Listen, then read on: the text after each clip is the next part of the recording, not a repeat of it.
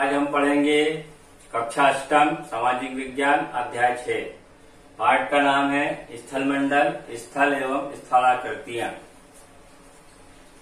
इस पाठ में हम पढ़ेंगे स्थलमंडल क्या है, पृथ्वी की संरचना किस प्रकार से हुई है, शैल या चट्टानें क्या है और इतने प्रकार के होते हैं, स्थलाकृति के मुख्य स्वरूप कौन कौन से होते हैं और भूपृष्ठ पर परिवर्तनकारी आंतरिक शक्तियां कौन कौन सी है। तो सबसे पहले हम पढ़ेंगे स्थलमंडल क्या है। आज से लगभग 400 करोड़ वर्ष पूर्व पृथ्वी की उत्पत्ति हुई और इस दौरान आज से लेकर 400 करोड़ वर्ष पूर्व पृथ्वी पर कई हलचलें हुई है। पृथ्वी पर कुल 27% भाग पर स्थलमंडल है और 71% भाग पर जलमंडल है। ये स्थल और जल मंडल जो है ये वायु के आवरण में होते हैं, यानी इनके चारों तरफ जो है वायु का आवरण होता है। इस प्रकार से हमारे पृथ्वी में 3 प्रकार के मंडल होते हैं। एक होता है स्थलमंडल, दूसरा होता है जलमंडल और तीसरा होता है वायुमंडल। स्थलमंडल जो है पृथ्वी का सबसे महत्वपूर्ण भाग कहलाता है, जिस पर हम निवास करते हैं।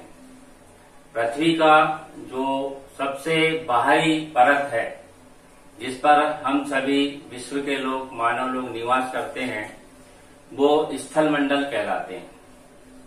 इस स्थलमंडल पर ये जो स्थलमंडल है इसमें कई प्रकार के परिवर्तन होते रहते हैं, यानी सभी जगह समान नहीं है। कहीं उबड़ खाबड़ है, कहीं पर सब पठार है, कहीं पर नदियां हैं, कहीं पर पर्वत है। इस प्रकार से अलग अलग जगहों पर अलग अलग इसकी संरचना पाई जाती है। इसके कारण बहुत सारे हैं, क्योंकि पृथ्वी पर प्राकृतिक दृष्टि से आंतरिक और बाहरी रूप से पृथ्वी को प्रभावित करते रहते हैं। इस कारण से इसमें परिवर्तन के कारण ये पृथ्वी की संरचना जो है एक समान नहीं है, अलग अलग जगह पर अलग अलग परिवर्तन होते रहे। जैसे नदियां हैं, झरना है, पर्वत है, पठार है, ज्वालामुखी है, भूकंप है, ये सब पृथ्वी की आंतरिक और बाहरी गतिविधियों को प्रभावित करते रहते हैं। तो स्थलमंडल का आशय, स्थलमंडल वह मंडल होता है जो पृथ्वी की सबसे बाहरी सतह होती है, जिस पर मनुष्य निवास करते हैं, उसको हम स्थलमंडल कहते हैं। ये हो गया स्थलमंडल का आशय। अब हम दूसरे स्टेज पे आ रहे हैं कि पृथ्वी की संरचना किस प्रकार से हुई है, जिसपे हम खड़े हैं, जिसपे हम निवास करते हैं, जिसपे हम उद्योग धंधा करते हैं, कृषि करते हैं। विश्व के सभी लोग जो भी काम करते हैं वो सब पृथ्वी की ऊपरी सतह पर ही हम लोग निवास करते हैं, जो स्थलमंडल कहलाता है। इसकी संरचना कैसे हुई, इसकी संरचना के लिए हमने ये चित्र बनाया है। ये पृथ्वी चूंकि गोल है इसलिए इसको गोल आकृति में बनाया गया है। ये जो भाग है पृथ्वी का सबसे पहला वाला, ये पृथ्वी की सबसे ऊपरी परत है, यानी जहां पे हम खड़े हैं ये पृथ्वी की ऊपरी परत है। अब इसके अंदर लगभग 2600 किलोमीटर अंदर तक जमीन है। लगभग 2600 किलोमीटर बोले तो कई गहराई जो है इसकी कई किलोमीटर तक है, जिसको 2600 किलोमीटर मापा गया है। और इसकी जो मोटाई है वो लगभग 10 से 70 किलोमीटर तक की इसकी लंबाई, वो उसकी जो चौड़ाई है ऐसी मानी जाती है। तो ये जो पहले जो हमने ये गोला बनाया है ये पृथ्वी की सबसे ऊपरी परत है, जिसको भूपृष्ठ कहते हैं। इसके बाद ये सेकेंड वाली जो चली है दूसरी परत, उसको हम सियाल कहते हैं। ये सियाल जो है ये एक प्रकार की धातु होती है। सियाल के अंतर्गत 2 मुख्य रूप से धातु आते हैं, एक होता है सिलिका और दूसरा होता है एल्यूमिनियम। ये जो सियाल है, जो दिख रहा है आपको, इसके अंतर्गत ये दो प्रकार की धातुएं हैं। ये जमीन के अंदर जो परत बनी हुई है उसको सियाल कहते हैं, और इस सियाल के अंतर्गत ये जो दृश्य आपको दिख रहा है इसमें दो प्रकार की धातु पाई जाती है।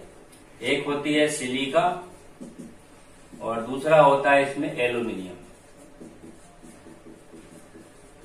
ये जो दिख रहा है आपको पृथ्वी की परत पर, ये सिलिका है, और सिलिका के अंतर्गत दो प्रकार की धातुएं इसमें पाई जाती है। इसके बाद जब हम और अंदर जाते हैं, जो परत है पृथ्वी की आंतरिक, उसको सीमा कहते हैं। ये सीमा जो है इसके अंतर्गत भी बहुत सारी धातुएं होती है। मुख्य रूप से इसमें सिलिका और मैग्नीशियम, ये धातु जो है मुख्य रूप से इसमें पाई जाती है। ये सीमा के अंतर्गत ये जो धातुएं दिख रही है आपको पृथ्वी के अंदर आंतरिक भाग पर, उसमें ये दो प्रकार की सीमा के अंतर्गत सिलिका और मैग्नीशियम पाई जाती है। फिर और अंदर हम जब जाते हैं, पृथ्वी का सबसे अंतिम सतह जो है उसको हम नफे कहते हैं। इस नफे के अंतर्गत इसमें भी दो तीन बहुत सारी प्रकार की धातुएं पाई जाती है, लेकिन मुख्य रूप से इसमें फेरियम और निकिल, ये निकिल और दूसरी धातु पाई जाती है फेरियम। ये नफे के अंतर्गत है। जो ये एरिया जो दिख रहा है ये वाला गहराई में पृथ्वी के अंदर, वो नफे कहलाता है। और नफे में जो ये एरिया दिख रहा है उसमें ये निकिल और फेरियम नाम की धातु इसके अंतर्गत पाई जाती है, जो सबसे नीचे होती है।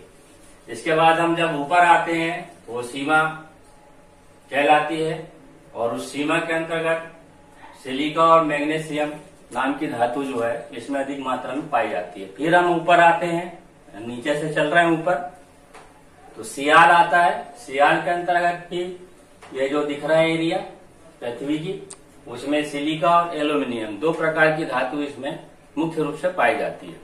ये हमारी पृथ्वी की संरचना है, आंतरिक जमीन के अंदर की रचना है। तो ये पृथ्वी की आंतरिक संरचना के बारे में हमने अब इसको समझा है, और इसके अंतर्गत कौन कौन से खनिज पदार्थ, धातु, विभिन्न प्रकार के जो धातु तत्व पाए जाते हैं उनके बारे में हमने पढ़ा। ये हो गई हमारी पृथ्वी की संरचना किस प्रकार से हुई है। ये पृथ्वी की संरचना इस प्रकार से हुई है।